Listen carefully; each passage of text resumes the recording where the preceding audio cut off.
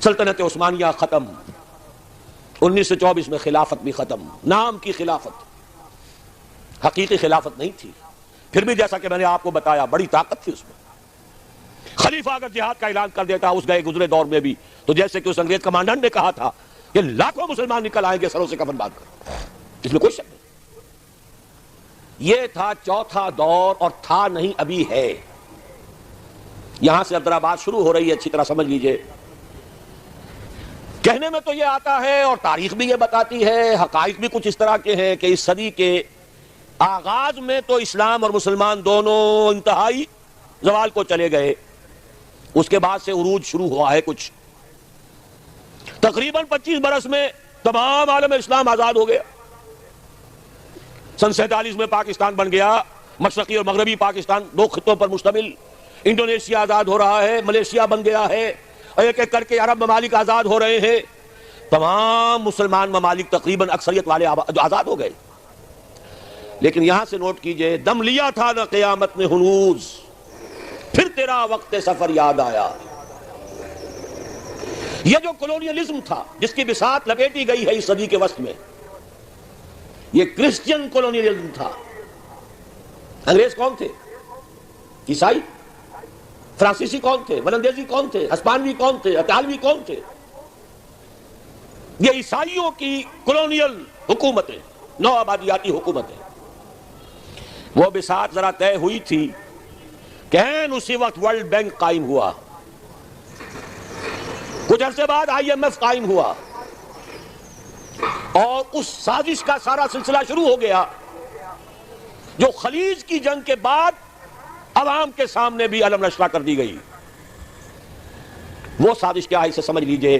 چوتھا دور ابھی جاری ہے، اس کو مختصر طور پر تو یوں کہوں گا کہ ایک سیلاب آ رہا ہے نیو ورلڈ آرڈر کے نام سے۔ نیو ورلڈ آرڈر، اور نیو ورلڈ آرڈر اصل میں کیا ہے؟ براہ راست حکومتیں نہیں ہوں گی دوسروں کی، انہی میں سے لوگوں کو بٹھاؤ، لیکن مالیاتی شکنجے میں جکڑ لو، کام یہ کریں، محنت یہ کریں، صبح سے شام تک مشقت یہ کریں، اپنے سودی نظام سے، اپنے ورلڈ بینک سے، اپنے IMF سے ان کی محنت اور ان کی کمائی کی ملائی کھینچتے چلے جاؤ، چھاچ ان کو بھی دیتے رہو۔ یہ پورا فلسفہ یہود کا ہے، زائنزم کے نام سے جو دنیا میں چل رہا ہے۔ یہود کا کہنا یہ ہے کہ اصل انسان صرف ہم ہیں۔ 13 ملین یا 14 ملین، 1.5 کروڑ سے بھی کم انسان دنیا میں یہودی ہے۔ وہ کہتے ہیں اصل انسان ہم ہیں، باقی یہ 6 ارب جو بھیڑ نظر آتی ہے دنیا میں، یہ اصل میں حیوان ہے، شکلیں انسانوں کی سی ہیں، یہ گوئمز ہیں، یہ جنٹائلز ہیں۔ ان گوئمز اور جنٹائلز کا خون چوسنا ہمارا حق ہے، جیسے گائے کا دودھ پینا ہمارا حق ہے، بیل کو ہل میں جوتنا ہمارا حق ہے، گھوڑے کو ٹانگے میں جوڑنا ہمارا حق ہے۔ البتہ گائے کو بھی کچھ چارہ تو ڈالنا پڑے گا نا، بھوکی مرے گی تو دودھ کہاں سے لوگے؟ گھوڑے کو بھی شام کو کچھ دانہ ڈالو گے تو اگلے روز اسے ٹانگے میں جوت سکو گے۔ اس درجے میں اس بقیہ نوع انسانی کو سبسسٹنس لیول کے اوپر تو باقی رکھو،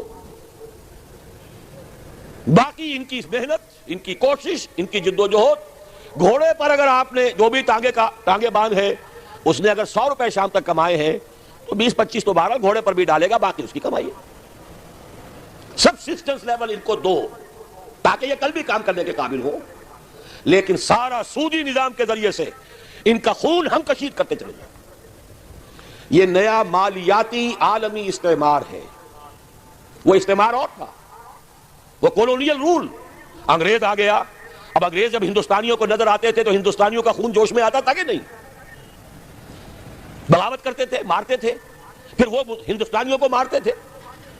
تو مار رہے ہیں اور مر رہے ہیں، یقتلون و یقتلون۔ حاصل کیا ہے؟ ہمیں آم کھانے سے غرض ہے، پیڑ گننے سے کیا فائدہ؟ اگر ہم ان کی کمائی، ان کی محنت اسے کشید کرتے چلے جائیں، اس کو کھینچ کر لے جائیں، تو خامخواہ ان کے اوپر براہ راست حکومت کرنے سے حاصل کیا ہے؟ یہ ہے چوتھا دور جس کی نئی شکل صرف بدل گئی ہے۔ پورے عالم اسلام میں حکومت میں وہی لوگ بیٹھے ہیں۔ عدل بدل وہ کرواتے رہتے ہیں. ایک زیادہ بدنام ہو گیا یا ہو گئی, چلو اس کو ہٹاؤ دوسرا لے آؤ. کچھ دنوں کے بعد اسے زیادہ بدنام ہو جائے گی یا ہو جائے گا, تیسرے کو لے آئیں گے. الیکشن کراتے رہو, یہ اسی میں مگن رہے. الیکشن ممبری کرسی صدارت بنائے, خوب آزادی نے پھندے, اٹھا کر پھینک دو باہر گلی میں. نئی تہذیب کے انڈے ہیں گندے, یہ اقبال کہہ کے گیا ہے. لیکن لگائے رکھو, انہیں کرکٹ کے میچ میں الجھائے رکھو, دیکھتے رہے صبح سے شام تک بیٹھے ہوئے. انہیں پتہ ہی نہ چلے کون ہمارا خون چوس رہا ہے. کتنی جوکیں لگی ہوئی ہیں میرے جسم کے ساتھ اور وہ میرے خون کو چوس رہی ہیں, انہیں پتہ ہی نہ ہو. مست رکھو. اقبال نے تو کہا تھا نا, مست رکھو ذکر و فکر صبح گائی میں اسے. اس سے کہیں زیادہ لذت جو ہے وہ اب وہ میچ دیکھنے میں آ رہی ہے. لگاؤ ان کو, طرح طرح کے نام سے جو ہے جوئے کے اندر لگاؤ. یہ تمام دھندے اس لیے ہیں, یہ اس میں مگن رہے حیوانوں کی طرح. اور یہ بھی نوٹ کر لیجئے, یہ بھی ان کے پروٹوکولز میں ہے, اخلاقی اعتبار سے انہیں کرپٹ کر دو. انہیں تمیز ہی نہ رہے بیٹی میں اور بیوی میں, انہیں تمیز نہ رہے مرد اور عورت میں.